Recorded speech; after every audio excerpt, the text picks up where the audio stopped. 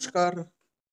শিক্ষা কুঠিরের আরো একটি নতুন সাজেশনের আপডেটে তোমাদের স্বাগত জানাই। তোমরা দেখছো তোমাদের প্রিয় শিক্ষা কুঠির, আর আমি চিন্ময় দাস।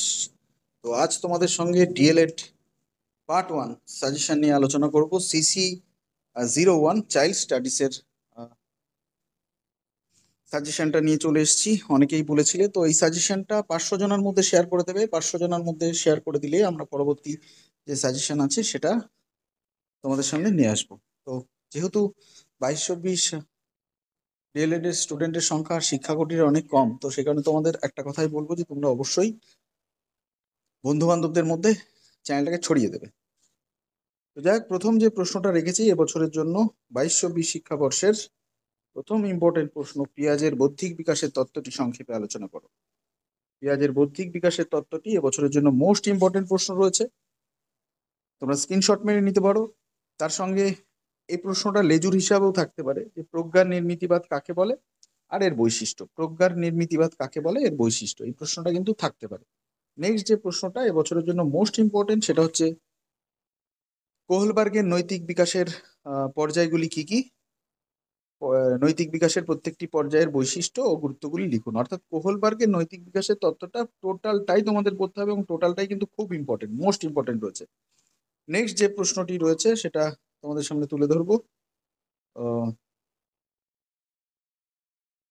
যে পরবর্তী যে প্রশ্ন, যে থর্নডাইকের শিখন সূত্রগুলি কি কি আর এর তাৎপর্য। থর্নডাইকের শিখন সূত্রগুলি কি কি এবং তার এর তাৎপর্য। আর এখানে আমি ভাষার চ্যাপ্টার থেকে যে প্রশ্নগুলো তোমাদের পড়তে হবে, কারণ ভাষাও এবছরে আসতে পারে, আসবেই বলা চলে, 7, 9, 16-তে আসবেই। তো সেক্ষেত্রে তুমি ধরো ভাষার উপাদানগুলি কি কি, এই প্রশ্নটা ভালো করে পড়বে। ভাষা বিকাশের স্তরগুলি সংক্ষেপে আলোচনা করুন, এটাও ভালো করে পড়বে। এবং সেই সঙ্গে সঙ্গে বহু ভাষাভাষী শ্রেণীকক্ষ বলতে কি বোঝেন, বহু ভাষাভাষী শ্রেণীকক্ষের বৈশিষ্ট্যগুলি লিখুন। এই ধরনের শ্রেণীকক্ষে শিক্ষকের ভূমিকা বা গুরুত্ব উল্লেখ করুন। আর বহু ভাষাভাষী শ্রেণীকক্ষে গল্প বলা পদ্ধতিকে আপনি কিভাবে ব্যবহার করবেন। তো এই হচ্ছে ভাষা বিকাশের থেকে, কিন্তু এই চ্যাপ্টার থেকে এতগুলো তোমাদের পড়তে হবে। পড়লে পরে তোমরা হয় 16, না হলে পরে 7 নম্বর কিন্তু কমন পাবেই পাবে।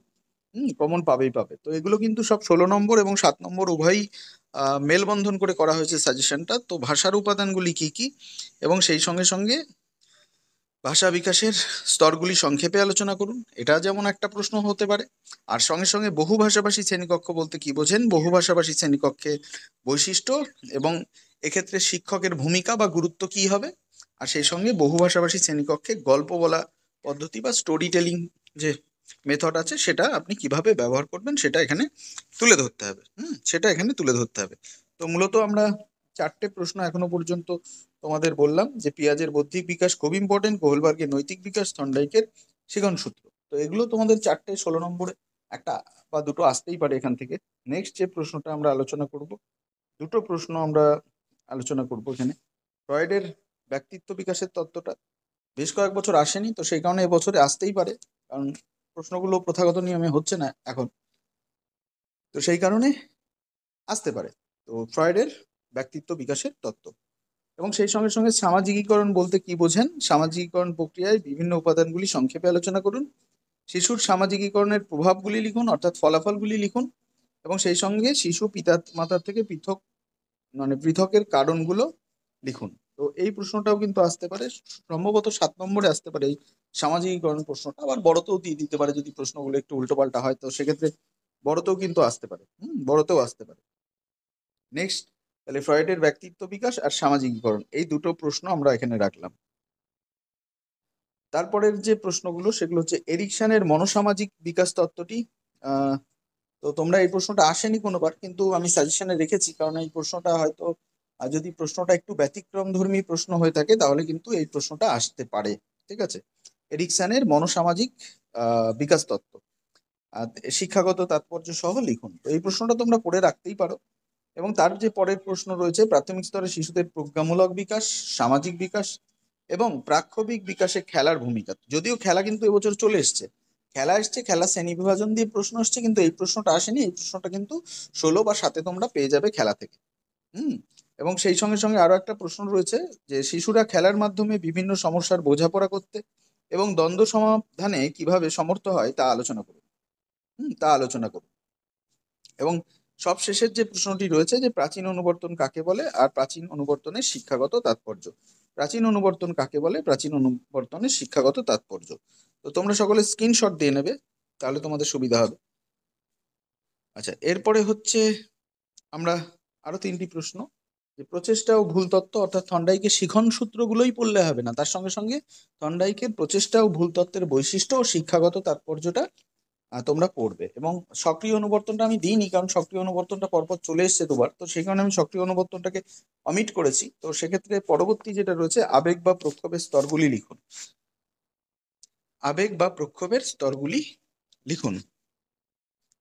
তো তারপরেরটা রয়েছে যে বুদ্ধি বিকাশ থেকেও বেশ কয়েক বছর পরীক্ষা আসেনি প্রশ্ন। বৃদ্ধি ও বিকাশ কাকে বলে, বৃদ্ধি ও বিকাশের বৈশিষ্ট্য ও পার্থক্যগুলি লেখো, আর বিকাশের 5টি নীতির উল্লেখ করো। বিকাশের 5টি নীতির উল্লেখ করো।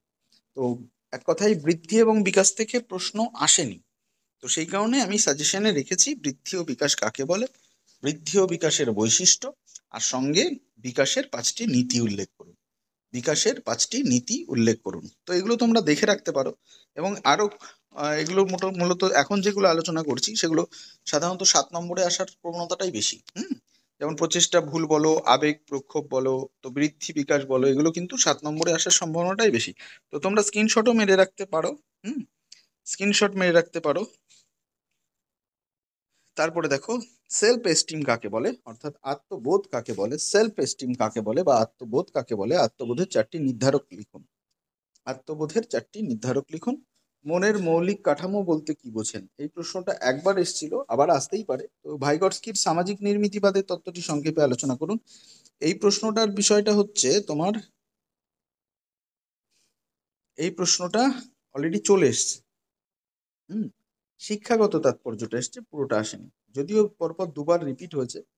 এই প্রশ্নটা রিপিট হয়েছে এবং লাস্টে যে প্রশ্নটা আছে, মনোযোগ কাকে বলে, মনোযোগের শ্রেণীবিভাজন করুন, মনোযোগের নির্ধারকগুলি লিখুন। নির্ধারক এসছে, শ্রেণীবিভাজন আসেনি, তো সে কারণে এই প্রশ্নগুলো রিপিট আবার হতেই পারে, কারণ ডিএলএড কিন্তু রিপিট হওয়ার একটা প্রবণতা থাকে। তো সেক্ষেত্রে তোমরা এই প্রশ্নগুলো ভালো করে তৈরি করো, আশা করি কোনো রকম সমস্যা হবে না। ঠিক আছে, কোনো রকম সমস্যা হবে না। ভালো থাকো, পরের সাজেশনটা পেতে অবশ্যই নজর রাখো শিক্ষা কুটিরে, আর ভিডিওটা যত পারো শেয়ার করে দাও। ভালো থেকো, দেখা হচ্ছে অন্য কোনো আপডেট।